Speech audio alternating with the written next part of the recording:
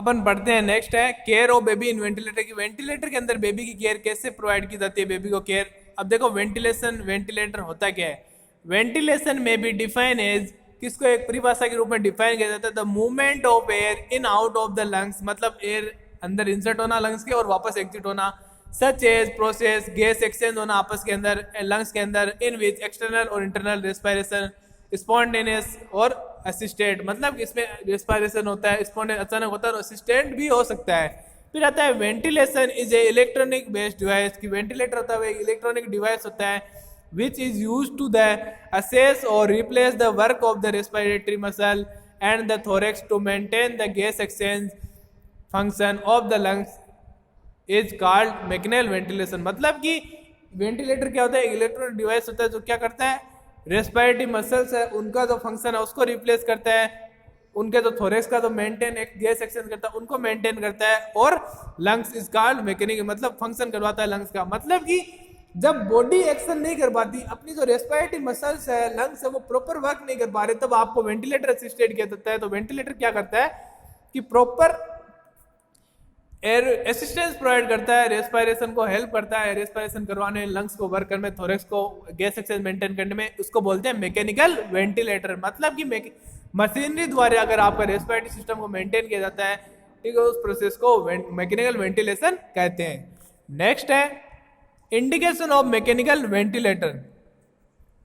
Respiratory failure result due to the pulmonary disease apnoea because by central nervous system pathology of injury. मतलब कि indication क्या होते हैं mechanical किस वजह से, कि मतलब कौन कौन सी डिजीज है, ऐसी कंडीशन जहाँ पे मैकेनिकल वेंटिकल का यूज किया जा सकता है। रेस्पिरेटरी फेलियर, किसी का रेस्पिरेटरी फेलियर, रेस्पिरेटरी सिस्टम के फंक्शन है वो अपसेंट हो गए तो उस वजह से अपन यूज कर सकते हैं। Result due to pulmonary disease है, ठीक है, लंग्स की डिजीज है कोई, एपनिया अचानक सिसेशन हो रहा है, रेस्पिरेशन की ब्रीथ रेट डाउन हो रही है और सेंट्रल नर्वस सिस्टम की वजह से हो रही है, और पैथोलॉजी या इंजरी की वजह से होती है, तो इन कंडीशन में अपन क्या सकते हैं मैकेनिकल वेंटिलेशन यूज करते हैं। या रेस्पिरेटरी मसल्स वीकनेस है कि मसल वीक होगी, कमजोर होगी, तब यूज कर सकते हैं। कोई न्यूरोमस्कुलर डिजीज है कि अगर न्यूरोमस्कुलर डिजीज है तो वो रेस्पिरेटरी मसल को फंक्शन नहीं करने देंगे, फंक्शन नहीं होगा, इंपल्स नहीं आएंगे तो वीक है, तो उसकी वजह से भी रेस्पिरेटरी डिस्ट्रेस हो सकता है। फिर चेस्ट वाल ट्रॉमा, किसी को चेस्ट इंजरी होगी, लंग्स में अगर इंजरी होगी तब भी मैकेनिकल वेंटिलेटर की नीड होती है। नेक्स्ट है फॉरेन बॉडी के द्वारा ऑब्स्ट्रक्शन हो गया है एयरवे के अंदर, ठीक है, फॉरेन बॉडी द्वारा ट्रेकिया ब्रोंकाई में ऑब्स्ट्रक्शन है, बाधा आ रही है तो अपन प्रॉपर रेस्पिरेशन नहीं कर पाते, तो उसके लिए भी मैकेनिकल वेंटिलेटर यूज कर सकते हैं। मेडिकेशन टॉक्सिक, अगर मेडिसिन की टॉक्सिसिटी हो गई है, इनएडिक्वेट रेस्ट एंड इफोर्ट, मतलब कि जो अपन इफोर्ट लगा रहे हैं वो प्रॉपर नहीं है तो उसकी वजह से भी चांस हो सकते हैं। नेक्स्ट है excessive work on breathing such as tachypnea, मतलब एक्सेसिव वर्क हो जाता है, ब्रीथिंग का वर्कलोड बढ़ जाता है रेस्पिरेटरी सिस्टम की, जिसकी वजह से टेकीपीनिया मतलब ब्रीथ रेट है वो बढ़ जाती है, ठीक है, तब भी अपन मैकेनिकल वेंटिलेटर का यूज करते हैं। फिर आता है मोड ऑफ मैकेनिकल वेंटिलेटर के मोड कौन कौन से होते हैं, कितने टाइप होते हैं, ठीक है।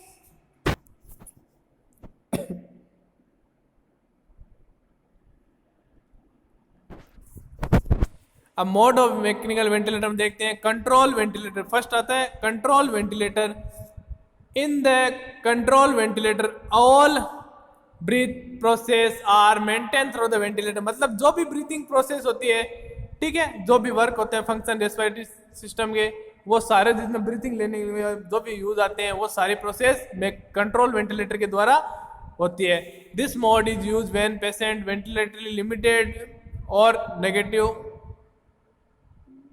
प्रेशर, मतलब प्रोसेस, मतलब इसमें क्या होता है, दिस मोड कब, ये मोड कब यूज करता है, पेशेंट वेंटिलेटरी लिमिटेड, कि उसको वेंटिलेट लिमिटेड फंक्शन है उसके, ठीक है, और नेगेटिव प्रोसेस हो रही है, प्रेशर लग रहा है, तो अपन यूज कर सकते हैं कंट्रोल वेंटिलेटर। मतलब कि सारी प्रोसेस ब्रीथिंग की जिसके द्वारा मेंटेन होती है मोड के द्वारा, उसको बोलते हैं कंट्रोल वेंटिलेटर। फिर आता है असिस्टेंस वेंटिलेटर, मतलब reduce the patient effort and optimise comfort, कि अगर पेशेंट एफर्ट लगा रहा है पर प्रॉपर फंक्शनिंग नहीं है रेस्पिरेशन सिस्टम की, रेस्पिरेशन नहीं हो रहा, तो इसके एफर्ट को कम किया जाता है और अदर ऑप्टिमाइज किया जाता है, और जो कंफर्टेबल प्रोवाइड किया जाता है कि वेंटिलेटर है वो असिस्टेंस वेंटिलेटर उसका काम करता है और इसका एफर्ट है वो कम हो सकता है।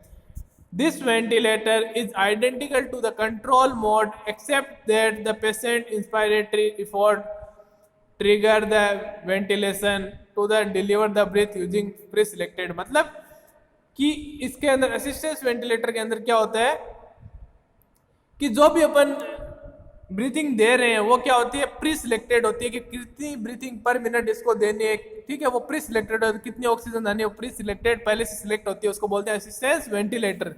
फिर होता है supported ventilator, it define as the breath that are triggered by the patient limited by the ventilation and cycle by the patient. मतलब ये क्या होता है, ब्रीथ आवर्स ट्रिगर्ड की जाती है, मतलब स्टार्ट होती है, पेशेंट की लिमिटेशन होती है ventilation and cycle by the, मतलब पेशेंट एक साइकिल में कितनी ब्रेथ लेता है पूरे रेस्पिरेशन के अंदर, उसके द्वारा मेंटेन वेंटिलेटर, उसके द्वारा सपोर्ट वेंटिलेटर बोलते हैं कि एक साइकिल को मेंटेन करना होता है सपोर्टेड। फिर आता है type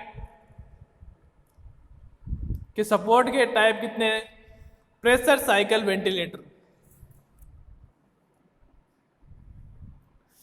This type of ventilator terminates the respiration cycle when a preset inspiratory pressure is reached.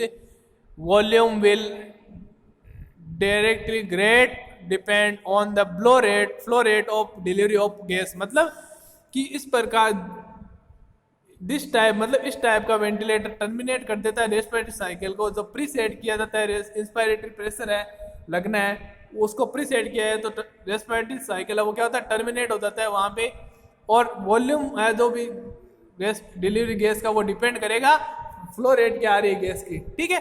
Next आता है volume cycle ventilator, this type of terminate respiration when A pre set tidal volume is delivered. मतलब कि volume cycle में क्या होता है, ये क्या कर देता है टर्मिनेट कर देता है रेस्पिरेशन को बंद कर देता है जब प्री सेट किया गया है डिलीवर्ड हो रहा है टाइडल वॉल्यूम तब।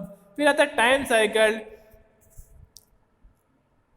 This type of ventilation terminate inspiration when A preset time is reached. मतलब कि टाइम साइकिल मतलब एक प्रॉपर टाइम होता है टाइम साइकिल के लिए, और इस वेंटिलेशन में क्या इंस्पायरेशन है वो बंद हो जाता है, तब प्री सेट टाइम है वो कंप्लीट हो जाता है, तब ये क्या होता है टाइम साइकिल वेंटिलेशन है वो बंद हो जाता है। फिर आता है positive pressure ventilation, applied directly to the airway and force airflow and in the lungs। मतलब ये क्या डायरेक्टली एयरवे के अंदर होता है वेंटिलेशन लगाया जाता है और जो फोर्स करता है एयर फ्लो को लंग्स के अंदर जाने के लिए और वापस बाहर आने, उसको बोलते हैं पॉजिटिव प्रेशर। फिर आता है negative pressure, applied externally to the chest cap the pressure dynamic so that gas flow positive atmosphere and negative air space। मतलब कि नेगेटिव वेंटिलेशन है वो डायरेक्टली अप्लाई किया जाता है एक्सटर्नली बाहरी चेस्ट के ऊपर अप्लाई किया जाता है, जिससे क्या होता है प्रेशर डायनामिकली लगता है, जो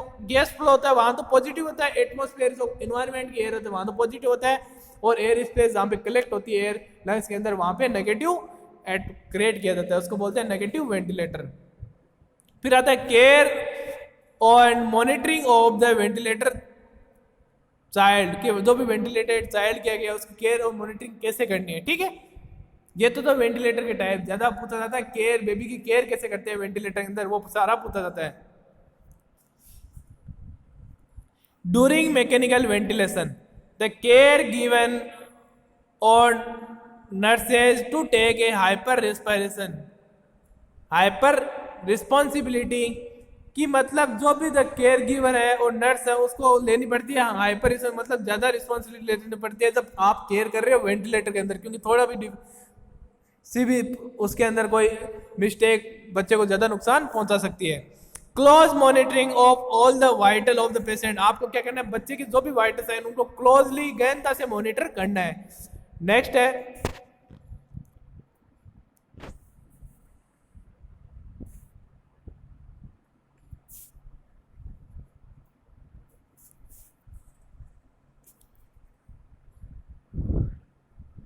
the nutrition should be meet the total such as calorie protein requirement must be needed। जो न्यूट्रिशन आप बच्चे को दे रहे हो उससे प्रॉपर कैलोरी रिक्वायरमेंट है वो कंप्लीट होनी चाहिए, प्रोटीन न्यूट्रिशन नीड है वो कंप्लीट होनी चाहिए। Excessive carbohydrate should be avoided because इनमें इंक्रीज CO2 प्रोडक्शन। मतलब आपको क्या करना है कार्बोहाइड्रेट सब्सटेंस है उनको अवॉइडेड करना है वेंटिलेटर टाइम, क्योंकि CO2 के लेवल को क्या करेंगे बढ़ाएंगे और एल्कोलिसिस रेस्पिरेटरी एल्कोलिसिस के चांस हो सकते हैं। Before use of medication ensure the post endocrine tube present, मतलब आप क्या कर रहे हो, मेडिकेशन देने से पहले इंश्योर रहना चाहिए कि एंडोट्रेकियल ट्यूब है बस जो बेबी के अंदर इंसर्ट की हुई है, ठीक है। Check the ventilation setting which should be appropriate for number complication occur, ठीक है। नो एनी कॉम्प्लिकेशन अकर, मतलब कि चेक द वेंटिलेशन सेटिंग, आपको क्या करना है, अच्छी तरह से वेंटिलेटर की सेटिंग चेक कर लेनी है ताकि बच्चे को कोई कॉम्प्लिकेशन ना हो बाद के अंदर, ठीक है। नेक्स्ट है assess the frequency and strength of spontaneous breathing, मतलब जो अचानक ब्रीथिंग हो रही है आपको फ्रीक्वेंसी और स्ट्रेंथ, उसकी कैपेसिटी कितनी है उसको असेस करना है। Observe the chest wall inflation and frequent air empty and exit, आपको जो चेस्ट वाल है वो ऊपर उठ रही है वापस नीचे हो रही है, मतलब इनफ्लेट भर रही है चेस्ट के अंदर, लंग्स के अंदर एयर भर रही है, उसको असेस करना है। मॉनिटरिंग द सर्कुलेशन, जो सर्कुलेशन हो रहा है ब्लड का एयर का वो आपको असेस करना है। नेक्स्ट है एब्डोमिनल डिस्टेंस, आपको एब्डोमिनल डिस्टेंस चेक करना, कहीं CO2 है गैस है वो एब्डोमिनल के अंदर तो कलेक्ट नहीं हो रही है। नेक्स्ट है assess the neuro behaviour activities, आपको तो न्यूरोलॉजिकल बिहेवियरल एक्टिविटी है, बच्चे के अंदर कोई कॉन्शियसनेस अल्टर्ड हो रही है, अदर कोई भी प्रॉब्लम हो रही है न्यूरो नर्व सिस्टम से रिलेटेड तो आपको असेस करना है। रेडियोलॉजिकल असेसमेंट करना है। Monitor position of endotracheal tube and NG tube, आपको क्या करना है, पोजीशन देखनी है एंडोट्रेकियल ट्यूब और एनजी ट्यूब की कि कहीं वो डिसलॉक तो नहीं है, ठीक है। तो आप क्योंकि अगर डिसलॉक हो गई तो आप वापस मेडिकेशन देगा तो वो इंजरी के चांस हो सकते हैं। Monitor all over lungs volume, कि आपको क्या करना है जितने भी लंग्स वॉल्यूम है, स्टाइडल है, इंस्पायरेटरी वॉल्यूम है, एक्सपायरेटरी वॉल्यूम है, ठीक है, वाइटल कैपेसिटी, वो सारे असेस करने हैं ताकि वेंटिलेटर के अंदर बच्चे की अच्छी तरह केयर हो सके, ठीक है। तो हमने पढ़ा कि वेंटिलेटर में अलग अलग मोड होते हैं, कंट्रोल मोड होते हैं, असिस्टेंस मोड होते हैं, ठीक है। कि वेंटिलेटर का सीधा मतलब ये है कि तो रेस्पायरेटरी एफर्ट काम नहीं करते तब वेंटिलेटर पे रखा जाता है। कई बार सुना है पेशेंट वेंटिलेटर पे, मतलब जब अपने बॉडी का प्रॉपर खुद के फंक्शन नहीं हो पाते तब मैकेनिकली बॉडी को फंक्शन करवाए जाते हैं, इसको बोलते हैं वेंटिलेटर। अब वेंटिलेटर के अंदर गहन ऑब्जर्वेशन किया जाता है नर्स के द्वारा, डॉक्टर के द्वारा, जो भी केयर गियर प्रोवाइड कर रहा है उसको, क्योंकि इसके अंदर कॉम्प्लिकेशन हो गया, अगर ऑक्सीजन ज़्यादा हो गई, हाइपोक्सिया कंडीशन, अगर ऑक्सीजन कम है तो हाइपोक्सिया, अलग अलग कंडीशन अराइज होती है इसकी वजह से, तो कॉम्प्लिकेशन को भी ध्यान में रखते हुए बच्चे की केयर करनी है। तो आज हमने पढ़ा care of baby incubator, care of baby in radiant warmer और care of baby in ventilator, ठीक है। ये टॉपिक है जो एग्जाम में पूछे जाते हैं। वेंटिलेटर है वो आपके एग्जाम में आया हुआ भी है, पूछा हुआ भी गया है।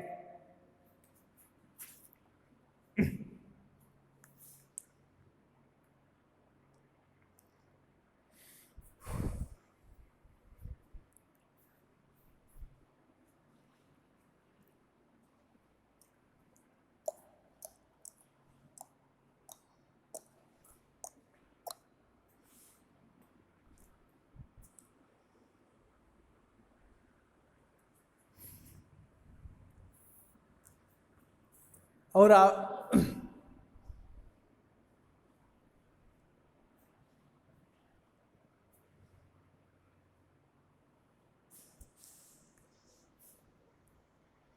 Thank you.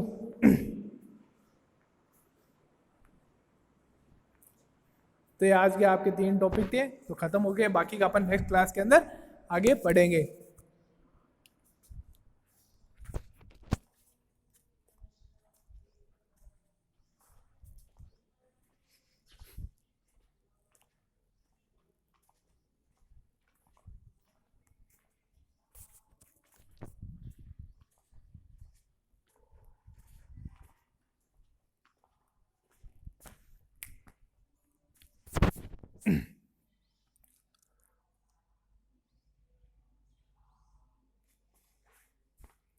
आप नर्वस सिस्टम का वो पोर्शन देख लेना, स्पाइना बाइफिडा है, हाइड्रोसिफिलस है, और जो भी मैंने गेस्ट्राइटिस रिलेटेड करवाए हैं पीडियाट्रिक में वो एक बार देख लेना, एग्जाम में आते हैं।